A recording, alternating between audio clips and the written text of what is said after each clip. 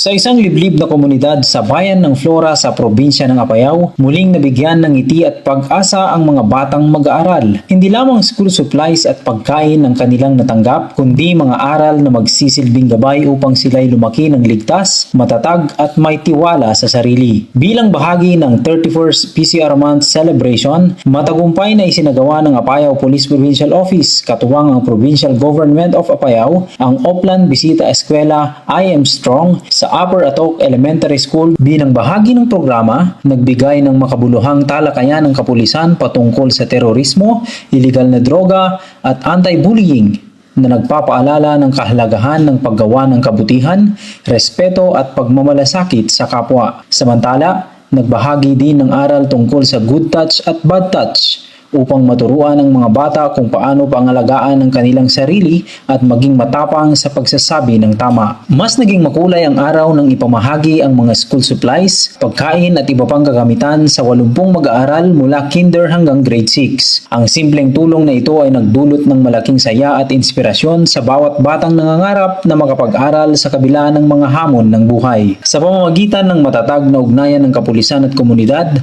muling napatunayan na ang tunay na serbisyo ay hindi lamang nasusukat sa pagpapatupad ng batas, kundi sa pag-abot sa mga komunidad na higit na nangangailangan. Sa bawat ngiting na ibalik, bawat aral na naibahagi, at bawat batang nabigyan ng pag-asa, ipinapakita ng isang ligtas na at maunlad na kinabukasan ay nagsisimula sa sama-samang pagkilos at malasakit para sa kabataan. Bagong PNP para sa bagong Pilipinas. Serbisyong mabilis, tapat at nararamdaman. Mula dito sa Apayao Police Provincial Headquarters, ako ang inyong PNN correspondent, Police Staff Sergeant Briel Joey S. Nipa, alagad ng batas, tagataguyod ng Balitang Pulis.